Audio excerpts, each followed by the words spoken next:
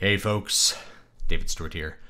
You do not need one of these. You do not need this garbage. This is Gillette's garbage razor. You don't need these. Some people have asked me to make a video on the whole Gillette controversy. I didn't make one, partly because I'm busy, partly because I talked about it on Twitter. But some of you don't follow me on Twitter. Maybe you want a little bit more. It's an opportunity for me to talk about something else too, which is how you don't need these. The Gillette ad, where it basically told men to stop being pieces of garbage. A lot of people were offended by that. Here's the gist of what I had to say about it. I'm not sure if it was a marketing genius or terrible, because that ad got way more attention to Gillette and its razors than a regular ad ever would have. No matter how potent or viral or comedic the ad would have been, the fact that they were able to make a lot of people upset just drove traffic to the ad, and it got people to pay attention to their razors once again. So was it genius? I don't know. It depends. If it increased their sales at all or it had a long-term impact on drawing attention to their brand, then it's worth it. I talked about this in the last video where I talked about likes and dislikes, and I also talked about it in a video from a couple months back called Noise. The point that all of this has is media companies want your attention. The point is to create engagement and to focus people's attention on something. It's not to provide them value or to provide them something that they like or dislike. That's why a heavily disliked video can be highly ranked, because it's engaging. If you watch a whole video, it upsets you, you get angry, you dislike it, you type a comment. What YouTube interprets from that is not that it shouldn't show it to people because you're upset, but it was so engaging that it made you comment and made you interact with the video in two different ways, and it's going to uprank it and show it to more people. So when you have those negative reactions to things, you are playing into the way that the algorithm works. So heavily disliked videos are often very popular, and that's why. Videos that are very offensive are often very popular, and that's why. Because negative attention still drives engagement. It's all about what the attention is. It's the same thing when people share Huffington Post articles on Facebook, and you have a bunch of conservatives that get angry and comment on it. They're driving their attention and engagement to it and increasing the value of that article. It doesn't matter if the Huffington Post lies or doesn't lie. The fact is that they gained your attention. That's all they care about. So the key is not to engage, but disengage. I don't know if it was genius or not. I guess we'll find out. Obviously, it was offensive and stupid. I've had to explain this to some people because they're like, well, you know, if it's not talking to you, why are you upset? If you're not a piece of garbage, it's like, it's because it's talking to a category and treating them as if they are pieces of garbage, or a large percentage of them are. It would be like making a video that's like, hey, how about, hey, dear Jews, can you guys stop being greedy bankers? And then if someone gets upset, it's like, that's incredibly anti-Semitic. You say, well, I was only talking to the greedy banker Jews, not you normal good Jews.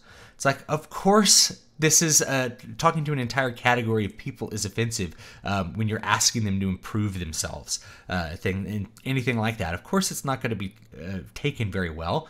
The fact that you have to explain this to some people is insane. It just means that ideologies have controlled people's thoughts and willingness to actually understand the messages far beyond than what people would usually think their ability to be controlled would be. But anyway, let's put that aside. This is an opportunity to talk about why you don't need this. You don't just need this because there's other companies that make, garbage metal handles with like a little weight in them to make them feel like they're real metal when they're, basically pot metal with some cheap rubber on here. Now, why do I have this? Well, I wasn't always as savvy a consumer as I am today. And then a cheap piece of plastic head with 3 little strips of garbage pot metal that become dull instantly when you use it. These are pieces of garbage and you don't need to use them. It's time for you to consider shaving like your grandfather. Now, of course, you can do stuff like Dollar Shave Club. That's fine. But I'm going to give you one suggestion, which they call this a safety razor because it's quite safe, I guess. But it's less safe than 3 garbage blades kind of sliding over your skin. This one you can actually make yourself bleed with, but that's because it's effective and it works. And you can shave with fewer strokes than you can with those triple blade razors, especially through thick fur here, like what I've got. In fact, no lube or anything like that. I can take that and let's just shave off a patch right there. Look at that. So boom, no lube, and there's there's my beard hair all over it. Easy, easy, easy. This is what I use to shave with if I need to do something quick. Of course, if I want to be accurate, and by the way, this thing, it's made in Germany. I happen to have two in case I want to give one to somebody, because this will never wear out. I will never need to replace this. And the razor blades that go in it, these single razor blades, double-edged razor blades, like what Dimebag used to wear around his neck, they're like 25 cents a piece. You can get them at the drugstore. You can get them off Amazon if you want the good German kind. This is made in Germany. This is what the box looks like. It's called a Merkur Solingen or whatever it is. Made in Germany. Comes with a couple free razor blades, which is, you know, those are cheap. So even though you may pay more money for this, I see at Costco like one of these handles with a bunch of blades is like $50 or something. It's like you could get for a couple dollars just a handle that holds a blade at the correct angle and gets it bent. It bends that thin, ultra razor thin blade so it can always be cutting at a great angle. These are really easy and cheap, and you don't have to have any special skills to use them. This is the way your grandpa shaved, and he probably knew what he was doing because he was a real man, and you know, probably fought in a war or two and was a pretty good guy, like my grandpa, and like so many other men. Now, if you want to go your great-grandpa's route, I also recommend these, okay? This is a straight razor. Now, straight razors, I'm going to give you some advice on straight razors. Straight razors come in a lot of basic varieties. This is a super basic one. You can get ones with fancy handles. What really matters is the steel. This is an Imperial straight razor made in West Germany, and it's carbon steel. Now, you can still get Imperial straight razors, but most of the ones that you're going to get today, if you buy a straight razor online, it's going to be stainless steel. Don't buy a stainless steel straight razor ever. You want carbon steel.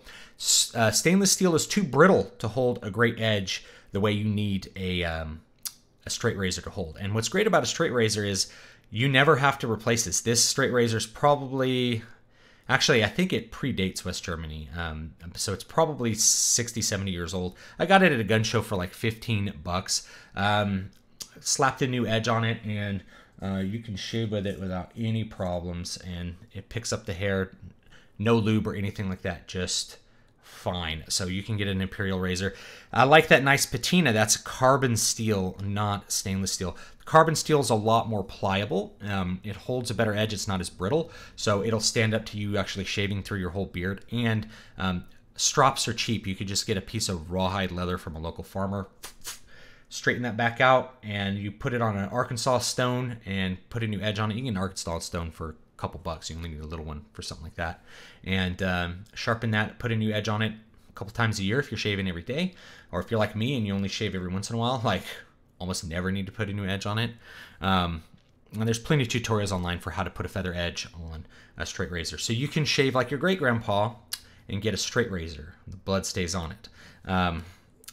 So I've had that one for quite a while, and even when I was clean shaven, I used to shave with a straight razor pretty often because it just got a better shave. It shaved better than these pieces of garbage that you do, because where you could, like, you know, you get a shaving, some kind of shaving gel and you put it on there. If you guys want to lube up your face so that you are less likely to cut. Now remember, I just used this and I didn't cut myself or anything. There's no blood, but maybe it's a little irritating. Shaving soap. Now this one, I don't have it, you know, I've worn out the middle of it. This is some Dutch natural soap that my wife got me like 5 years ago. That's how long this stuff lasts. So it was like $5, maybe 10. I don't know how much she paid, but it was pretty cheap, though it's like premium soap. You're paying 5 times as much for a regular bar soap, but that soap will last a really long time.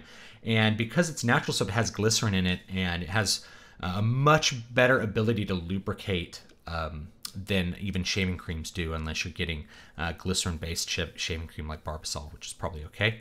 But that stuff works really good. All you need is a cheap brush to put it on. This one's badger hair. I think my mom got me this one. I have another one that's from like 1950, and the badger hair still works. So you're talking about, you buy this stuff and it lasts your whole life. It's not this plastic garbage that wears out immediately.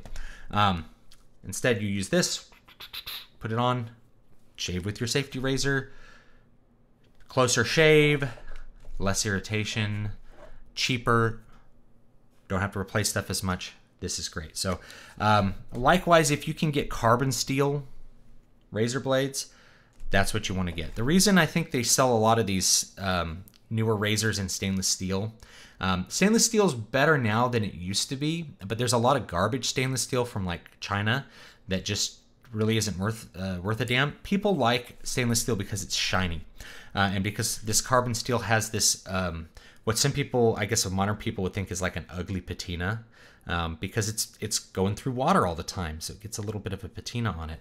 That's fine, but you can still polish up carbon steel so that it's nice and bright and shiny. So like that's carbon steel right there too.